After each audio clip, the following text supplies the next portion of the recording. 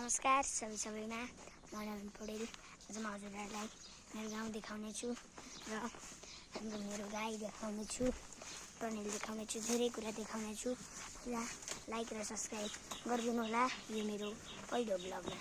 ल पहिला हेर्नुहोस् हाम्रो गाई। हाई गरिदियो गाई हेर्न सक्नुहुन्छ, देख्नुभयो। अब यता भैँसी पनि छ, यी भैँसी पनि हेर्नुहोस्, भैँसी त लजाए जस्तो छ। ल अब म हजुरहरूलाई मेरो टनेल देखाउने छु है त। ल यस्तो छ बाटो र मेरो टनेल, यी टनेलभित्र जाँदै टनेलमा धेरै घाम लागेको छ र यहाँ बल्ल बल्ल गरेर हामीले यो खुर्सानीको बोट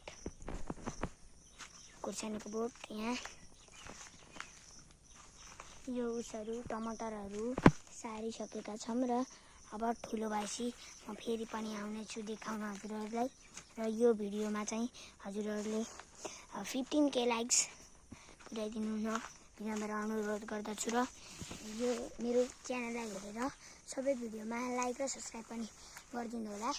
ल अनि कमेन्टमा राम्रो नराम्रो पनि लेख्नु होला। ल अरू चिज पनि म लिएर आइरहेको हुन्छु र अब भोलि निको पर्सितिर मैले मेरो स्कुलको सिन पनि देखाउने छु र हुन्छ। अब यता मकै बारी पनि छ, यी हेर्न सक्नुहुन्छ। भैँसी फेरि रिसाइसकेको छ यी।